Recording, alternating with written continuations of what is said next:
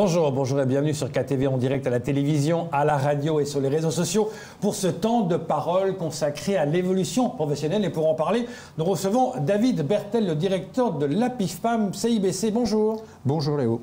Merci beaucoup d'être là ce matin. Alors avant d'expliquer ce que c'est que ces semaines d'évolution professionnelle, d'abord expliquez-nous ce que c'est que l'APIFPAM CIBC. Alors l'APIFPAM CIBC Océan Indien, c'est une structure associative qui existe depuis 2000.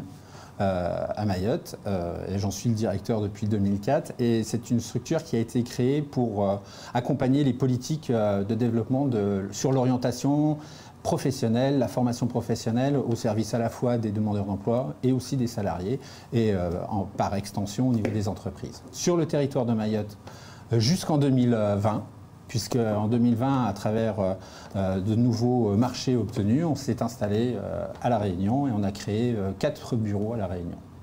Et ce qui est important, depuis le 4 octobre, vous faites des opérations, des semaines de l'évolution professionnelle en webinaire. On voit d'ailleurs la fiche derrière vous, les 100 webinaires gratuits. De quoi il en retourne ?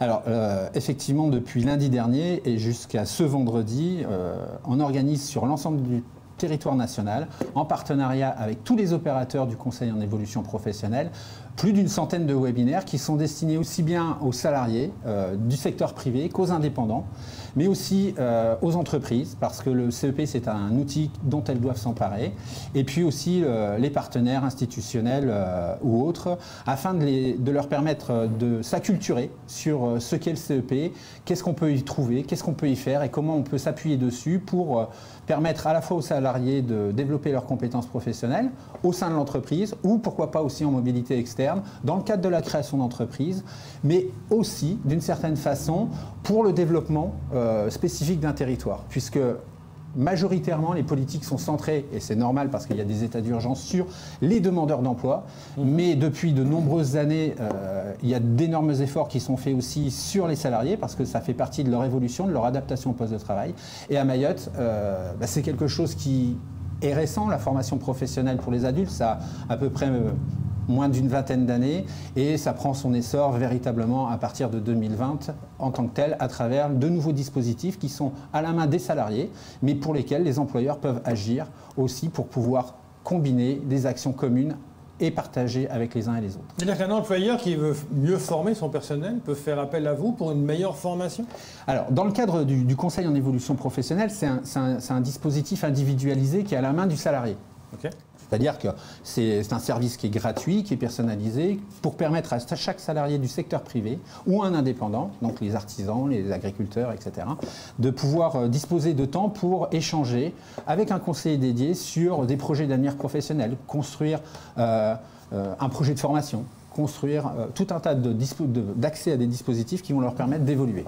Mais là, l'entreprise, pour s'en saisir, en fait, elle a une obligation légale. Déjà, dans le cadre des entretiens professionnels, tous les 2 ans, elle a le devoir d'informer le salarié sur un certain nombre de dispositifs. Je peux citer la VAE, mais surtout celui du Conseil en évolution professionnelle, à travers aussi l'accès au compte personnel de formation. Ce qui veut dire que, de manière combinée, l'employeur doit informer, mais il peut aussi accompagner son salarié pour lui permettre, au-delà d'être informé, de pouvoir se mettre en œuvre dans un projet de formation professionnelle sans que ça coûte forcément à l'entreprise, si le salarié n'en exprime pas le besoin ou s'il n'en a pas le besoin, soit en l'accompagnant aussi financièrement d'une certaine façon pour mettre en œuvre ce projet. Et ce projet, s'il intègre l'entreprise, c'est gagnant-gagnant, puisque le salarié va développer de nouvelles connaissances, de nouvelles compétences, s'adapter aux évolutions des postes de travail, et de cette façon va pouvoir être moteur aussi au sein de l'entreprise. Et grâce à ces webinaires, vous faites connaître. Parce que c'est vrai que moi, la première fois que j'ai lu APIFPAM CIBC, j'ai dit c'est quoi ça ? On a l'impression que c'est encore peu connu par rapport pour les employés. Alors, on existe depuis 20 ans. Je crois qu'on a déjà vu plus de 10 000 ou presque 20 000 personnes à Mayotte depuis, à travers nos différents exercices. L'objectif, pour pouvoir être connu, il faut communiquer. Nous, on travaille au service de financeurs, qui sont les services de l'État, du conseil départemental en fonction et au gré des appels d'offres et des marchés. Et dans ce cadre-là, on n'a pas vocation, nous, à être en tant que tel connus sur la place de manière individuelle. Notre objectif, c'est d'être au service des politiques publiques et de pouvoir accompagner les personnes dans leur démarche et leur évolution. Donc, indépendamment de la PIFPAM, ce qui est important désormais, c'est de promouvoir en fait la capacité qu'un individu peut être acteur de son projet, à la fois quand il est demandeur d'emploi, mais aussi lorsqu'il est salarié pour évoluer. Donc, j'aurais tendance à dire que l'actualité fait que c'est la semaine de l'évolution professionnelle.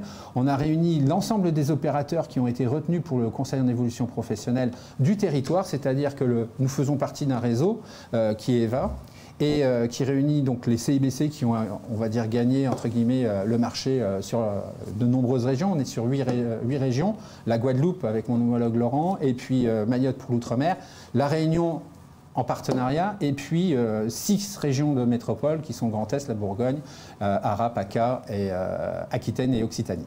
Et dans ce cadre-là, l'année dernière, on a créé une semaine de l'évolution professionnelle pour promouvoir ce nouveau dispositif.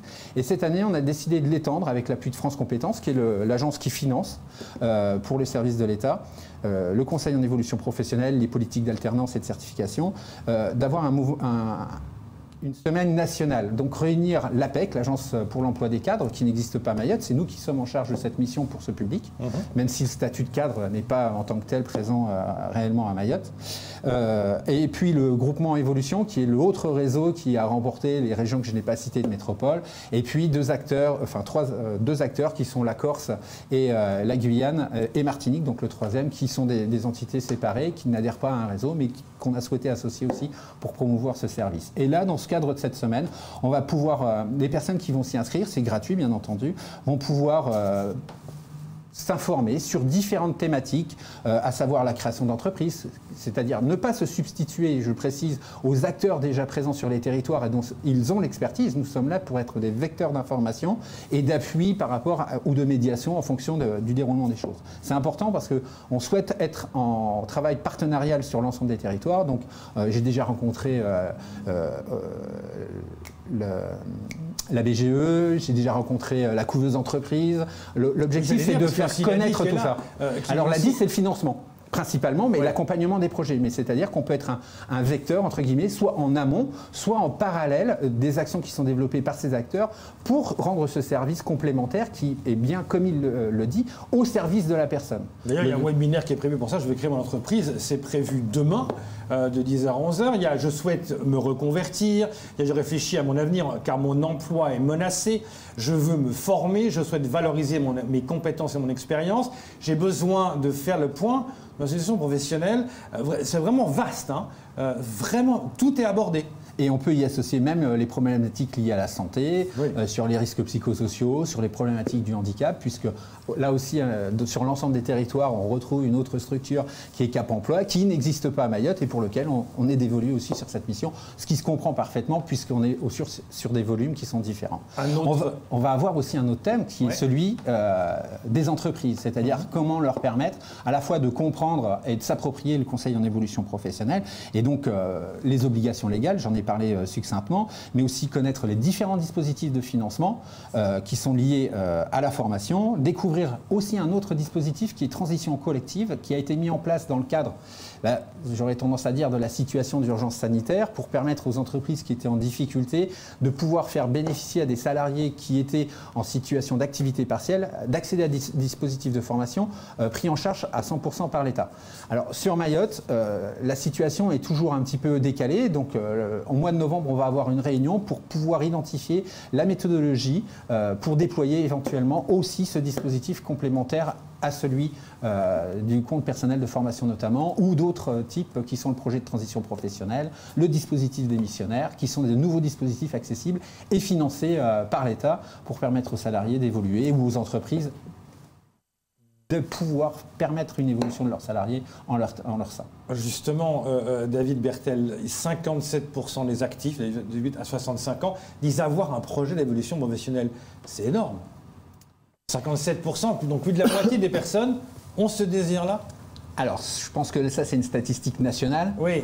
Et l'antériorité fait qu'effectivement, à Mayotte, une personne, et c'est fortement compréhensible, son objectif, c'est d'accéder à un emploi. C'est déjà une première chose, on sait la problématique qu'il peut y avoir. On a bien plus de demandeurs d'emploi que d'actifs salariés dans le secteur privé à Mayotte. Donc les demandes en termes d'évolution commencent à se mouvoir parce qu'on a beaucoup de personnes qui ont accédé à un premier emploi et puis qui finalement se rendent compte que ça ne correspond pas forcément à leurs aspirations ou à leurs valeurs, ou ça ne correspond pas tout simplement à leur formation, ou ils ont pris cet emploi par défaut. Ce qui veut dire manger, que, quoi. Voilà, on va le dire, on a besoin d'un emploi de subsistance peut-être, par rapport à la famille. Je prends ce boulot. Par rapport à la famille aussi, c'est important à Mayotte. Ouais. On sait que statistiquement, un salarié nourrit et entretient la vie d'une famille de 7, 8, voire 10 personnes parfois. Et donc là, si je trouve un travail, on va dire alimentaire, c'est forcément à ce que je suis, là, vous devenez important parce que je peux vous contacter et dire voilà, moi j'ai ça, je fais ça, comment faire ? Tout à fait. Ça dépasse même le cadre de l'emploi alimentaire, puisqu'on a des salariés, vous l'évoquiez, qui ont une maturité professionnelle et qui finalement, avec le temps, avec leur expérience, décident par exemple de se mettre à leur compte. L'année dernière, j'ai accompagné 2 projets de personnes qui ont quitté leur emploi. Un dans le monde du journalisme d'ailleurs, et qui a quitté son emploi pour créer son propre emploi, être indépendant et être au service pour être peut-être plus libre, avoir plus de liberté d'action aussi sur ce qu'il voulait faire et peut-être aussi gagner mieux sa vie.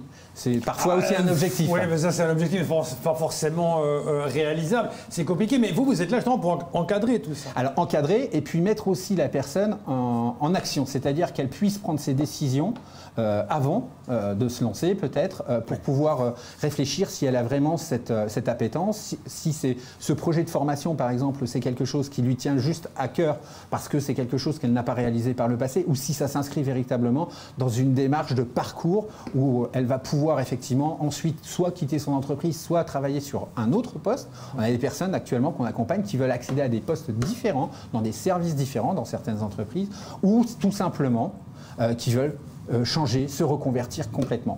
Alors à Mayotte, on a des demandes, il faut être honnête, elles sont en quantité moindre en proportion que celles de métropole, mais c'est normal, le territoire est jeune, et ainsi de suite. Mais par contre, on a de bons résultats sur l'accès de personnes à des parcours de formation qui sont financés par notamment Transition Pro. Je pense que c'est aussi une structure qui doit être reconnue puisqu'elle a des missions bien spécifiques et qui permet la prise en charge de ces parcours de formation à Mayotte, en distanciel, en présentiel ou en métropole, pour pouvoir permettre à ces salariés de changer de métier. Et là, actuellement, on a une personne qui est de statut handicapé, qui ne peut plus travailler sur son poste et qui, finalement, dans le cadre de l'accompagnement qu'on a fait, a défini un nouveau projet, va partir en formation au mois de novembre et accéder à un nouvel emploi, et pour lequel elle n'aura aucune difficulté d'insertion à Mayotte parce qu'on cherche des personnes qui ont ces compétences. Et là aussi, c'est un élément important. C'est ce qu'on appelle aussi les métiers d'avenir. C'est-à-dire que le conseil en évolution professionnelle aussi, il a pour objectif d'appuyer, d'aider les personnes à identifier quelles sont les meilleures stratégies pour pouvoir évoluer sur de nouveaux métiers. On sait que le numérique, le digital prennent une part de plus en plus importante sur le territoire national et dans le monde entier. Et Mayotte, à travers toutes les actions qui sont faites sur ce volet-là, a besoin de compétences, a besoin de profils. Et là aussi, on a des métiers qui sont en tension sur le territoire. Alors, dans ce cadre-là, mais on sait qu'on pourrait citer tout ce qui est le monde de la santé, le secteur social, ce qui veut dire qu'il y a vraiment des opportunités pour quelqu'un d'évoluer dans ces domaines-là ou de s'inscrire justement dans ces champs d'action et d'emploi qui sont vacants. Le webinaire continue jusqu'au 15. Comment je fais pour accéder au webinaire? Alors, un site web pour s'inscrire, c'est www.semaine-du-6 évolution-professionnel.fr, et là on s'inscrit à ce que l'on veut, comme on veut. Et il y aura même des replays si jamais on ne peut pas y accéder en direct. Il y a des replays sur la semaine dernière. Voilà. Si je veux vous contacter vous directement parce que j'ai une envie de formation, etc., je fais comment? Alors, dans le cadre du conseil en évolution professionnelle et du réseau que l'on a monté une plateforme téléphonique, d'appel téléphonique pour couvrir le service, qui est ouverte à partir de 7h30. Heure de Mayotte, jusque 21h heure de métropole, 21h heure de Mayotte, pardon, 20h avec le décalage horaire, pour pouvoir prendre toute personne qui souhaite avoir un premier niveau d'information succinct, nous on constate ou pas l'éligibilité, puisque nous sommes consacrés uniquement aux salariés du secteur privé et aux indépendants. C'est le 09 72 01 02 03, c'est simple, c'est un numéro national, c'est le coût d'un appel local. Et là, entre 7h30 et 9h, on est reçu à Mayotte sur la plateforme nationale. C'est nous qui faisons cette veille, avec possibilité d'échange en langue locale, ce qui peut être parfois sympathique. Mais par la suite, à tout moment, on peut prendre rendez-vous et à ce moment-là, nous aurons la possibilité de vous offrir un rendez-vous. Nous sommes sur des délais très courts. À Mayotte, on est inférieur à 6 jours depuis 2 ans pour avoir un premier rendez-vous, sachant qu'en métropole, on est à plus de 10 voire 11 jours minimum pour accéder à ce premier rendez-vous. On travaille aussi bien en mode présentiel, c'est-à-dire dans nos locaux, mais aussi à distance, par téléphone, par webcam, dans le cadre de visio. Indépendamment de la situation Covid, ça a permis de développer. Mais de toute façon, auparavant, on le faisait déjà parce que problématique des déplacements, des horaires de travail, etc., qui font que ça fonctionne bien. Ça devient habituel. Merci beaucoup d'être venu ce matin pour en parler. On va suivre ça de très près. Merci beaucoup. Merci beaucoup. C'est tout pour ce temps de parole. Tout de suite, la suite de vos programmes.